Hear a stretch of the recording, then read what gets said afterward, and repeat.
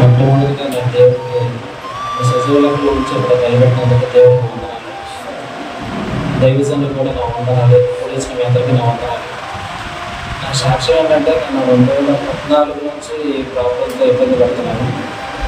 ఇబ్బంది పడుతుంటే 2015లో నేను గమనించాను. 2017లో నేను హాస్పిటల్కి వెళ్తే ఇలాగ స్కానింగ్ అవి తీస్తే ఎంఆర్ఐ స్కానింగ్లో ఇలాగ మీకు సర్వికల్స్ పెయిన్ అనేది తీసుకెళ్ళి సర్వికల్ వల్ల చేతికి అనేది నరాలు నొక్కేస్తున్న వల్ల చేయాలనేది సరిగ్గా ఇబ్బంది పడుతుంది అనేసి చెప్పారు.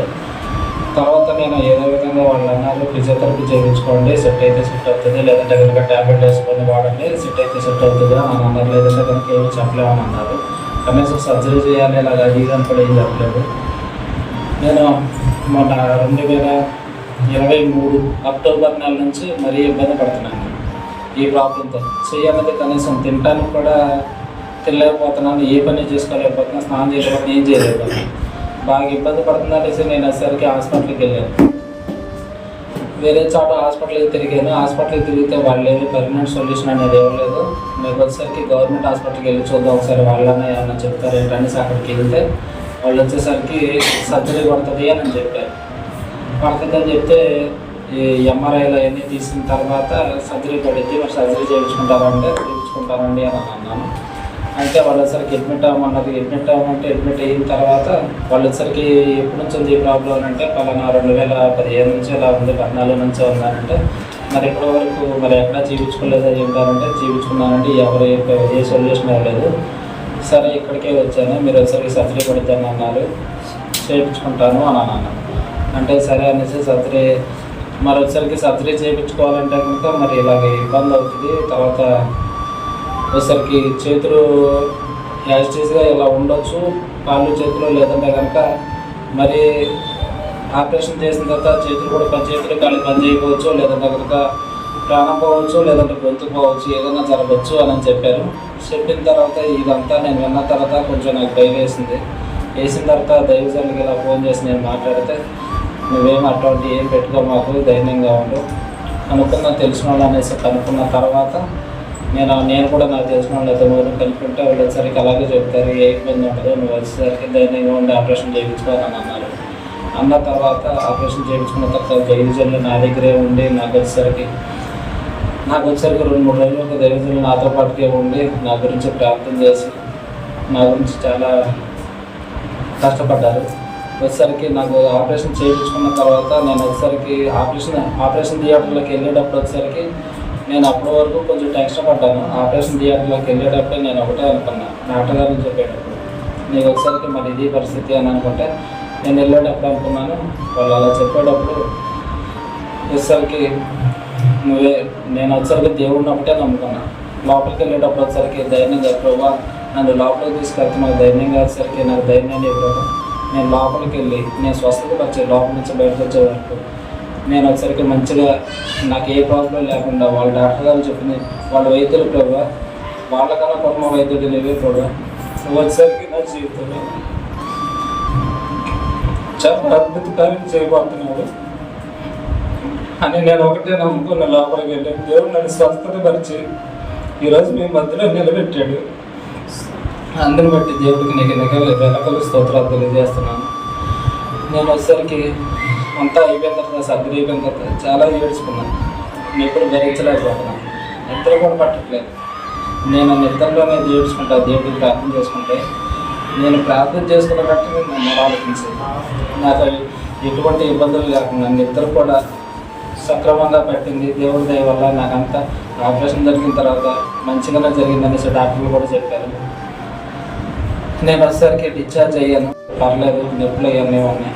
దయచేసి నా కోసం ప్రార్థన చేయమని అడుగుతున్నాను. దేవుళ్ళు ఇంకా ఎదిగి బలపడాలని కోరుతున్నాను. దేవుడు ఇచ్చిన సాక్షి నేను జీవించున్నాను. ఇంతవరకు ఈ సాక్ష్యం విన్న దేవుని బిడ్డలందరికీ కూడా నా యొక్క హృదయపూర్వకమైన వందనాలండి. ఇప్పుడు దాకా మీరున్న సాక్ష్యము కొద్ది రోజుల క్రితం సహోదరుని జీవితంలో ప్రభువు చేసిన గొప్ప కార్యం. ఏంటయ్యా ఆ గొప్ప కార్యం అంటే, అనేక సంవత్సరాల నుంచి సహోదరుడు ఆ బలహీనతతోటి బాధపడుతూ ఉన్నాడండి.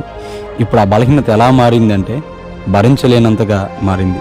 ఆ బాధను ఆ వ్యక్తి భరించలేనంతగా ఆ బలహీనత ఆ వ్యక్తి మీద ప్రభావం చూపింది. అయితే ఈ బలహీనతతోటి ఆ వ్యక్తి హాస్పిటల్కి వెళ్ళడం జరిగింది. విజయవాడ ప్రాంతంలో ఉన్న గవర్నమెంట్ హాస్పిటల్కి వెళ్ళడం జరిగిందండి. హాస్పిటల్కి వెళ్ళినప్పుడు సహోదరునికి చేయవలసిన పరీక్షలన్నీ చేసి టెస్టులన్నీ చేసిన తర్వాత ఆ డాక్టర్లు చెప్పిన మాట ఏంటంటే, అయ్యా ఈ యొక్క బలహీనతతోటి అనేక మంది ఇక్కడికి వచ్చారు. అయితే వారికి ఆపరేషన్ జరిగినప్పుడు చాలామంది అనేక విధాలుగా ఇబ్బంది పడ్డారు. ఆపరేషన్ జరిగిన తర్వాత అనేకులు కుంటివారిగా ఉన్నారు. కొందరికైతే చేతులు పనిచేయలేదయ్యా, ఇంకొందరైతే మోగవారు అయిపోయారు, వాళ్ళ స్వరం పనిచేయలేదు.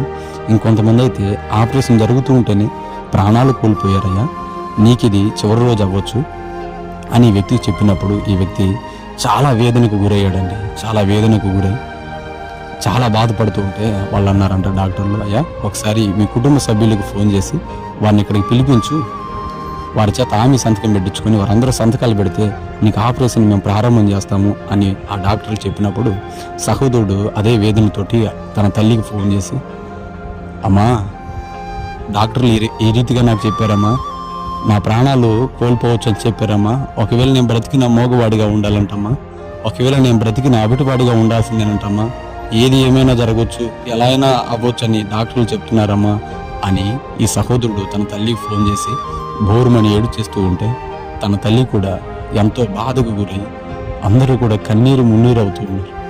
ఆ సమయంలో ఆ కుటుంబ సభ్యులు ప్రభువుకు ప్రార్థన చేసుకొని ఎమ్మటే బయలుదేరి హాస్పిటల్కి రావడం జరిగిందండి. హాస్పిటల్కి వచ్చినప్పుడు చిన్న ప్రార్థన చేసి ఆ వ్యక్తిని వారందరూ కూడా సంతకాలు పెట్టి హాస్పిటల్లో ఆ వ్యక్తిని ఆ డాక్టర్ల చేతికి అప్పగించడం జరిగింది. ఆ డాక్టర్ల చేతికి అప్పగించారు. ఆ డాక్టర్లు ఆపరేషన్ థియేటర్లోకి సహోదరుని తీసుకెళ్తూ ఉంటే ఆ సహోదరుడు ఎంతో వేదన చెందుతూ ఉన్నాడు. అయితే లోపలికి వెళ్ళి తీసుకెళ్లారు. ఆపరేషన్ థియేటర్లోకి తీసుకెళ్ళగానే హాస్పిటల్ థియేటర్లో వేరెవరికి ఆపరేషన్ చేస్తూ ఉన్నారు. ఇతడిని పక్క బెడ్ మీద ఉంచారు.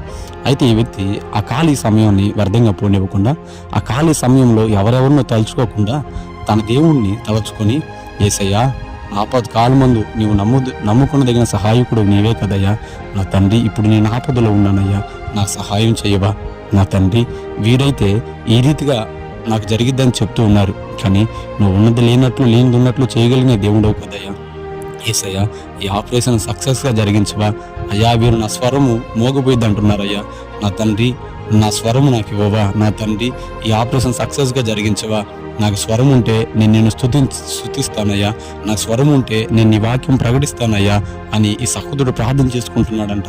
అయ్యా నేను మరణిస్తానని వీళ్ళు చెప్తూ ఉన్నారయ్యా, నన్ను బ్రతికిస్తే నేను నీ కొరకు బ్రతుకుతానయ్యా, నీ పని చేస్తానయ్యా అని ఈ సహోదరుడు ప్రార్థన చేసుకుంటూ ఉన్నాడంటండి. ప్రార్థన చేసుకుంటూ ఉన్నారు. డాక్టర్లు వచ్చారు, ఆపరేషన్ చేయడానికి అన్ని సిద్ధపరిచారు. ఈ వ్యక్తి అయితే దేవునికి స్తోత్రాలు చెప్పుకుంటూ ఉన్నాడు. అలాగనే బయట హాస్పిటల్ బయట ఉన్న తన కుటుంబ సభ్యులు కూడా అక్కడే హాస్పిటల్లోనే అందరూ మోకరించి ప్రార్థన చేస్తూ ఉన్నారు. నేను కూడా అక్కడే ఉన్నానండి. అందరూ కలిసి ప్రార్థన చేస్తున్నాం, ప్రభువా ఈ యొక్క ఆపరేషన్ సక్సెస్ఫుల్గా జరిగించాయని ప్రార్థన చేస్తున్నాం. అలాగే సహోదరుని ప్రేమించి తన ఆత్మీయులు కూడా కన్నీరు విడిచి సన్నిధిలో ప్రార్థన చేస్తూ ఉన్నారండి. సహోదరుల ప్రార్థన, తన తల్లి ప్రార్థన, తన తండ్రి ప్రార్థన, తన చెల్లి ప్రార్థన, అలాగే తన అన్న ప్రార్థన, వారి కన్నీరు దేవుడు చూశాడండి. వారి ప్రార్థన దేవుడు ఆలకించాడండి. వారి కన్నీటిని దేవుడు దాటిపోకుండా అతడి జీవితంలో గొప్ప కార్యం చేశాడు. ఆ ఆపరేషన్ అంతా సక్సెస్ఫుల్గా జరిగించాడు. ఆపరేషన్ థియేటర్ల నుంచి సహోదరుని బయటికి తీసుకొచ్చారండి. బయటికి తీసుకొచ్చిన తర్వాత నేను ఆ వ్యక్తి దగ్గరికి వెళ్ళటం జరిగింది. ఆ వ్యక్తి దగ్గరికి వెళితే ఆ వ్యక్తి అంత బలహీనతలో ఉండి కూడా నా చేతిలో చేసి, అన్న ఈరోజు నేను బ్రతికాను అంటే ఆ దేవుని కృప అన్న, నేను ఆపరేషన్ థియేటర్లోకి వెళ్ళగానే నన్ను పక్క బెడ్ మీద ఉంచారన్న, అక్కడ ఉంచినప్పుడు నేను ప్రార్థన చేసుకున్నానన్న, యేసయ్యా నువ్వు నాతో ఉండయ్యా, అయ్యా ఈ ఆపరేషన్ సక్సెస్గా జరిగించయ్యా, యేసయ్యా ఇదిగో నా స్వరం మోగపోయింది అంటున్నారయ్యా, నాకు మాటలు వస్తే నేను నిన్ను ప్రకటిస్తానయ్యా, నేను స్తుతిస్తానయ్యా అని ప్రార్థన చేశానన్నా, యేసయ్యా నన్ను బ్రతికించయ్యా, నీ కొరకు బ్రతుకుతానయ్యా అని ప్రార్థన చేశానన్నా. నా ప్రార్థన విన్న దేవుడు నన్ను దాటిపోలేదన్నా.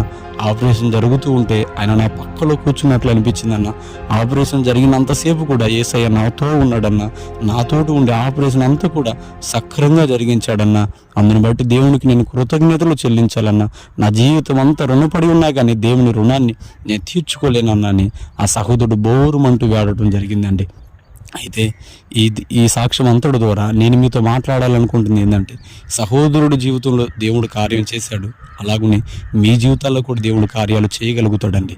అయితే విశ్వాసాన్ని కోల్పోమాకండి, అవిశ్వాసాన్ని మీలోనికి రానివ్వమాకండి. విశ్వాసము కలిగి ప్రార్థించండి, దేవుని కార్యాలు అనుభవించండి. దేవుని కృప మీ అందరికీ తోడై ఉండును గాక. ఆమేన్.